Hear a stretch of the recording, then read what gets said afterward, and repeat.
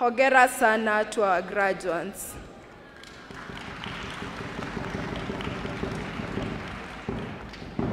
And now it's my pleasure to invite our chief guest, Honorable Ndindi Nyoro.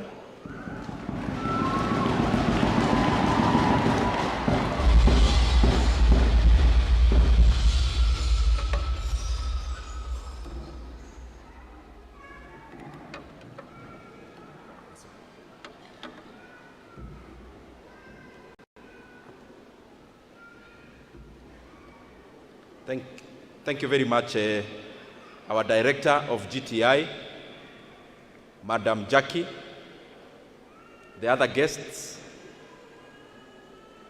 Daktari, who we went to the same campus, Dr. Naomi, my MCA at home, who is also a renowned national artist, Mheshimiwa Gathewa Njeri, is actually my MCA at home.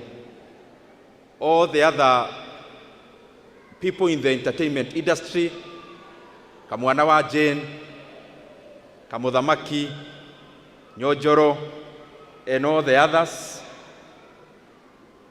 Those who are graduating today, the graduates of GTI, including our parents and guardians, and all those who have come to witness our graduation. Good afternoon.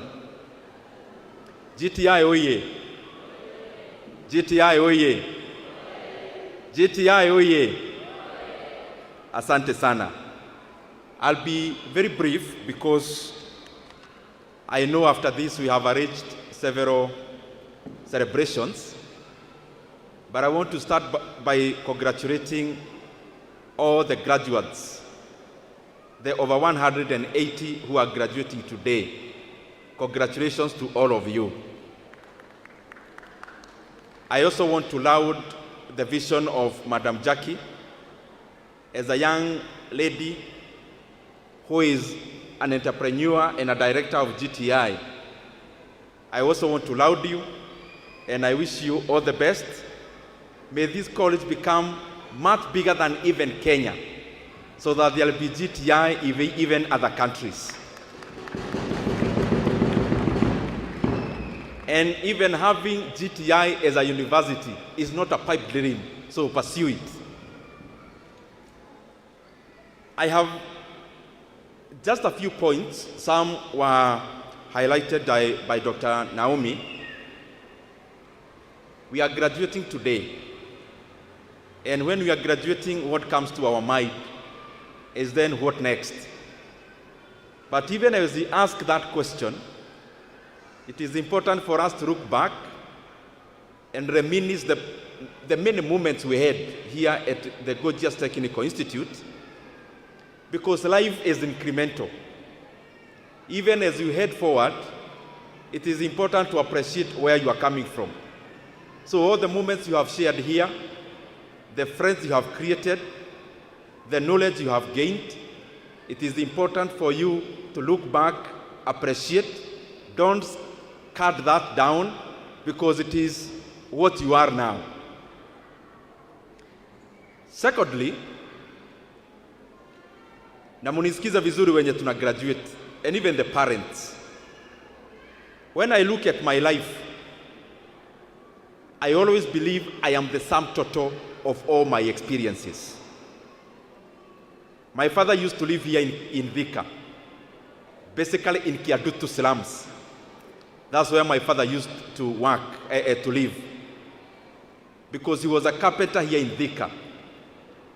And Thika is always very close to me, because when I was in Form 3 in Kiabugi secondary boys, my sister, who was operating a hardware here in Thika, had started a mtumba, a place called Mokereti, near Moi Gardens, pare karibu MKU. Those tall buildings there, ilikuwa soko. So I used to sell mutuba there when I was in Form 3 to supplement my school fees. Before you, having been given the opportunity to behave when you are no longer in that low position. So though all the experiences we have gone through at Gorgeous College is an opportunity to make us who we are becoming, not just what we have become, but who we are becoming in the next few years. One of the things I want you to carry home as you graduate. When I was in year 1 in KU, that's where I went. And actually even Gathe Wajeri, these artists, you know, sometimes we appreciate only their talents, like how he has entertained us, or the leadership qualities, for example, being an MCA. But Mheshimiwa Gathe Wajeri is actually also a graduate from KU. He also did economics like myself. So masomo ni muhimu. Unaweza keti na kijua tunakuja function na wewe, usivae koti uonekane kama wewe uko na kiti kubwa kuniliko tafadhali. Asante sana. So as we go home, something I learned in my first year in campus, that even as I get the papers and the knowledge in my mind, I need to translate that knowledge into something practical. So from my first year in campus, I went to volunteer. One, I went to the Ministry of Trade. That time it was based at Kencom. I volunteered there for some months without any pay, because I figured out volunteering even without pay will pay me more than being idle. Because even if I'm not being appreciated by being given a stipend or a salary, I am gaining experience. In the same first year, when we were in our long vacation, I was volunteering in a company that was owned by Honorable Genye Kariuki, our former MP. He was doing stockbroking. I volunteered there because I knew the experience I'm getting there, whether on no pay or a low pay, it was better than being idle. The stockbroking I volunteered to do at Genye Kariuki's farm is something I do up to today. So as you go out, whichever course you are taking, you better volunteer in that salon for no pay than be idle, because it is through learning the practical experience that then you gain much more than. We all graduate from universities, from colleges, and then what? To look for jobs. Where do these jobs come from? Because everyone graduating is looking forward to applying for a job. We need to always constantly ask ourselves, these jobs we are seeking, where did they come from? And as we ponder about that, we need to know that the mindset for the today's graduate in the modern world, whether in Kenya or elsewhere, is value creation. And for you to create more value as a person, you'll create more value when you are not looking for a job, but you are looking to create your job, and you are looking forward to create a job for other people. But then how do you do that? As you venture into entrepreneurship, because I believe all of us will end up there. That is my prayer and wish. As you look to create a business, whether in plumbing, whether in hospitality, whether in designing apparels like this one, whether in the field of beauty, have some deeper interest. Don't just be superficial. If, for example, you are in the beauty industry, don't look at it as beauty as a salon.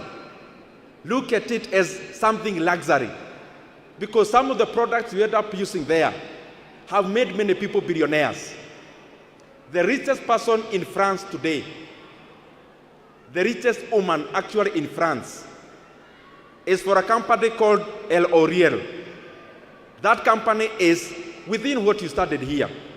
So don't just seek at looking in using the products. Look even backwards, what is called backward integration. Where do these products come from? Which gap can I fill in? Is there opportunity? So as you graduate and you are looking forward to starting a business, look for gaps within what you want to start the business within. And gaps can be anything. You could be a plumber. Maybe today's plumbing in Kenya is not institutionalized. So when anyone is looking for a plumber, you just have to look for an individual. Maybe there is a gap of you creating a company, and a company of plumbing only. And that company anyone can call. When they are building a house in Section 9, in Majengo, in Wetaithie, maybe there is a gap there where you can institutionalize whatever you learned here and you remain within a certain market where you realize there is a gap. The other thing is a story. And that story is based on some of the people who are doing hospitality. And within there is preparing delicious meals. There was a man who was semi-retired, and he had a passion of coming up with something tasty. And that thing was based around how you can cook chicken, and that chicken can taste differently from how many other farms cook their kitchen, or kitchens cook their chicken, sorry. And he was already old, but he created, and he was trying to create a way of making chicken taste differently. And he came up with a recipe. And after he came up with the recipe, he went around asking for many hotels to include that recipe in their menu. And he went in the first hotel, they declined. The second didn't even listen to him. The third and fourth, they declined. He went for over 1,000 pitches. Pitching is when you go to request for somebody to take up a product that you have developed. Over 1,000 pitches were declined. Then at 1,004, some people decided to give him a chance. And they included that recipe within whatever they were doing. That recipe I'm talking about today is the hotel we call KFC. And the man I'm talking about is the man when you go to KFC, you see somebody smiling there. That is the man I'm talking about, called Colonel Sanders. So when you graduate from GTI today, the world may not be very kind to you as you graduate. You may not get open arms and people telling you karibu. You may get a lot of dejections and rejections. But those are just things to tell you there is something better ahead. Any rejection you get is tapping you at the back and telling you, you are better than this. So when you go to look for an opportunity anywhere and you don't get it, you must not go and start crying and looking back at what you don't have. Appreciate that wherever you never got a chance is because you are overqualified for that chance. And the chance that actually qualifies you is the one that is ahead. So you must keep trying, because this world has no space for quitters. And this world has no place for people who get choked down by rejections so easily. So you need to focus, and you need to have the fortitude to conquer the world. As I finish, as you start your business, whatever it is, even if you'll be alone as a plumber, and the business is you called Omodi, or the business is you called Mwangi, or the business is you called Wafula the plumber, please, from your first time you get that job to do the plumbing, to do hospitality in any event, from your first job that you get, institutionalize what you are doing. Register even a business name. Hata kama huna pesa ya kuregister a limited company, register even a business name. Start bookkeeping early. The first job you get to do plumbing in Salama Estate, open a book. Start documenting those jobs, because that is what is called a profile when you are creating a business. from your first one, andika pahali nilipwa hii, nikatumia hii, nikabakisha hii. Why? There is a time we went home. Na my mother being a peasant farmer, tukamfanyisha mahesabu na my siblings. You know, like all our Geshagi homes, all our parents own cows, ng'ombe. So tukaenda nyumbani, tukaambia madhi, hebu kuja tufanye hesabu hapa kidogo. Uko na ng'ombe hapa, tukituma ka M-Pesa, unanunua ng'ombe, unanunulia ng'ombe chakula. Kila time mgongo inauma. Kwa nini? Kuchunia dhara hiyo ng'ombe. Kila time you can't even go to visit anywhere na ulale. Kwa nini? Nani atapea ng'ombe yangu majani? Tukamwambia kaa hapa na kalamu na kitambu. How many liters of milk do you get from this cow? Akaweka. How much per month? Akaweka. What is the input of this cow? Akaweka. In the long run, we realized she was a slave of that cow, because she was spending more money to keep that cow than she was getting from that cow. Wiki haikuisha bili, akauza hiyo ng'ombe. That is what we mostly do as small business people, and I've been there. Ile inaitwa kwa Kikuyu kuhorania pesa na kuhorania madhaa. So we are always busy. Oh, pole, nitakupigia baadaye. Oh, Mwangi, I'll call you back. Wafula, I'll call you later. Busy all the time. But we never sit down to realize, what are we busy doing? Always look at the output. Don't look at the input only. I wake up in the morning, by 5 I was up. Fanya hesabu jioni. After waking up at 5 a.m. in the morning. So, what happened within the day? You may realize you are busy, but you are busy not just doing nothing, but doing negative.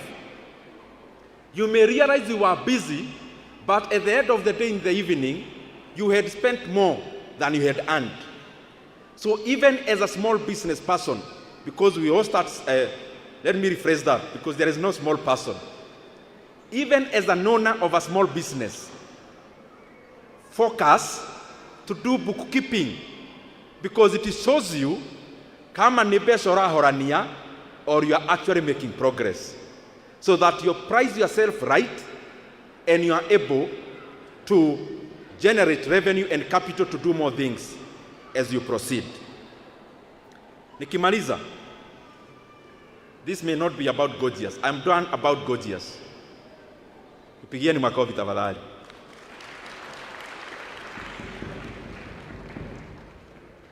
That is on a light note. Tuko hapa mambo ya elimu, because GTI is a college. And there are things we must constantly do as leaders to improve elimu ya Wakenya. Na kwa sababu hapa tuko college, naonanga hata kwa budget ya nchi huwa tunapea support private universities where there are students sponsored by government.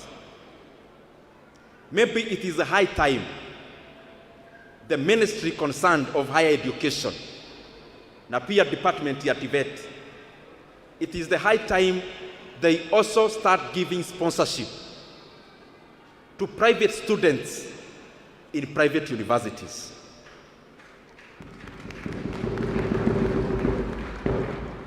Because the labor force, when you graduate from GTI, which is private, you become part of the labor force of the Republic of Kenya.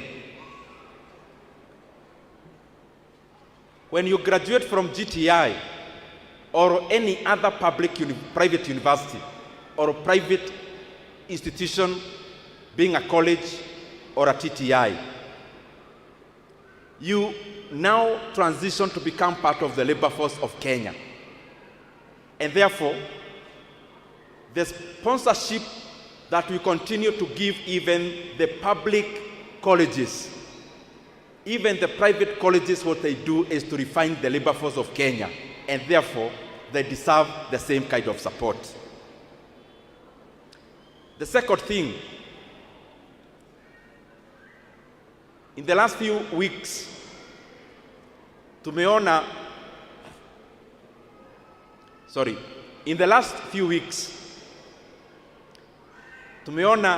mtu mmoja wa serikali anasema kuna free basic education.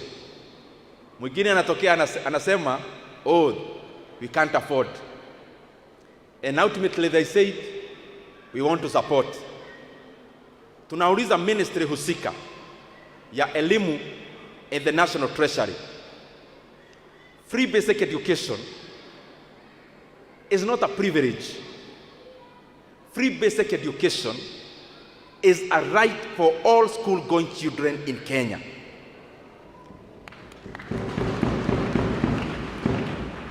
And if it is true, as you said, that you support free basic education, shule zimebakia wiki mbili wafugue.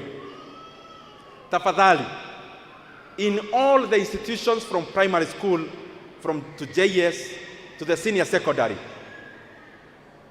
tunaomba na tunauliza, and we are also demanding that the arrears ile haijalipwa ya capitation itumwe kwa mashule zetu so that they can continue offering quality education to the learners in Kenya.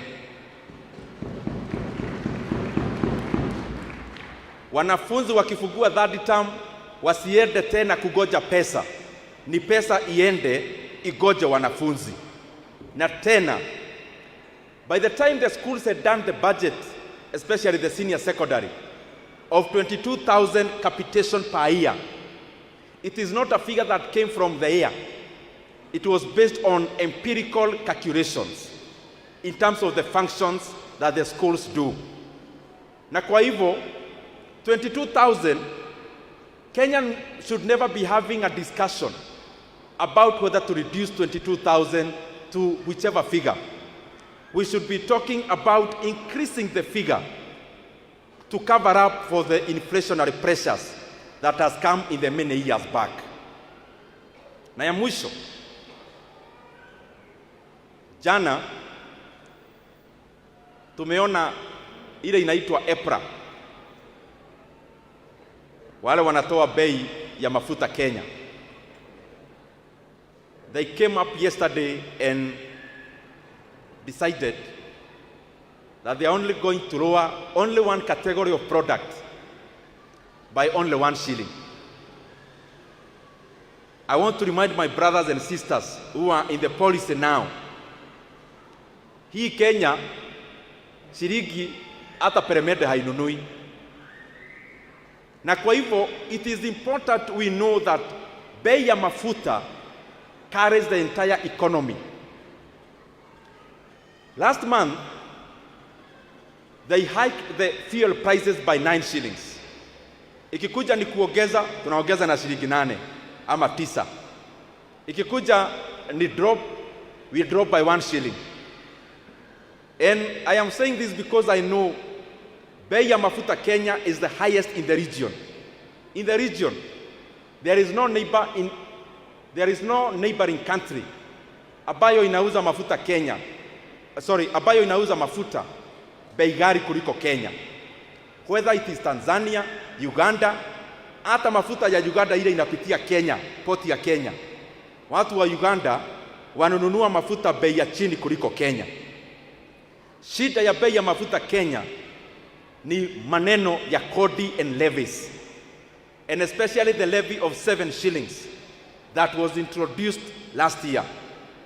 So tunauliza kwa unyenyekevu sana, wacha tuache kukibiza economy yetu na vitu za juu, kwa sababu when the prices increase, you are giving investors alternatives to look for other countries. Na sasa hii ina happen kuwa na bei ya juu ya mafuta. It is happening around the same time ambayo serikali inasema ati hizi barabara zote kubwa, barabara ya kwenda Nakuru, barabara ya kwenda Mombasa, kama hii ya Thika Road ati wataweka toll stations.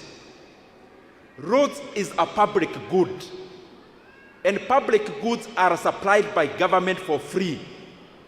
So I want to ask those who are doing these mechanisms like PPP and tolling of roads.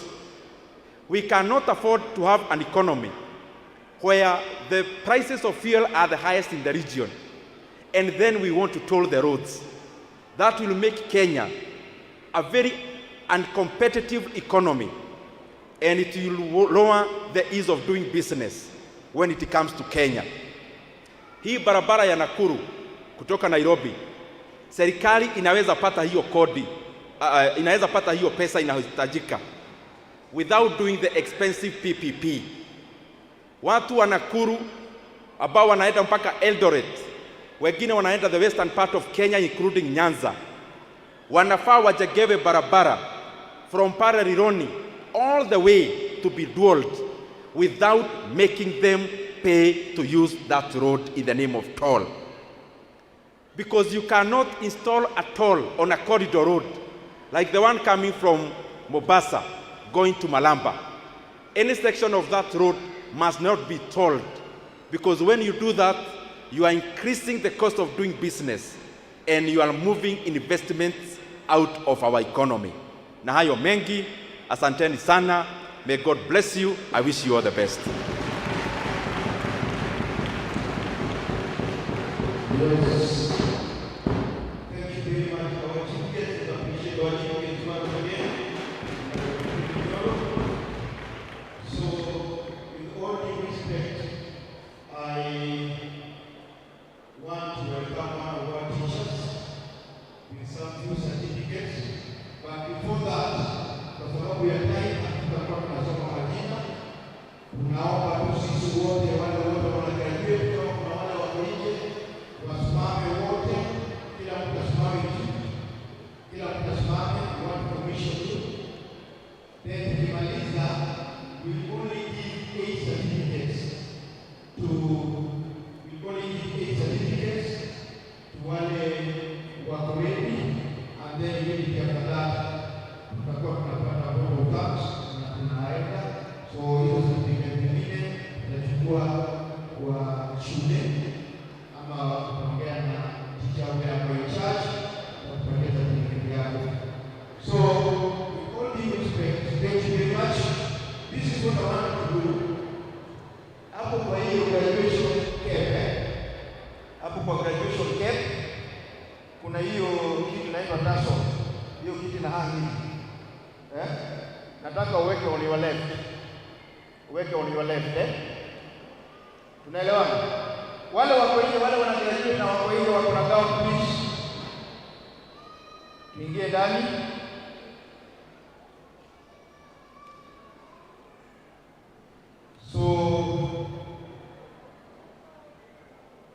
So tukishawa commission, ukisoma kuna ile itasomewa with our chief guest yatasoma, mtabadilisha mwende right. Tunaelewana? Badilisha hiyo tassel uweke right. Sasa wewe graduate, ukiweka right, ukisha commission unakuwa graduate. Alafu tutapeana 8 certificates peke yake, and then we'll call it a day from that point. So I want to invite our chief guest, Honorable Nyoro, once again on stage to come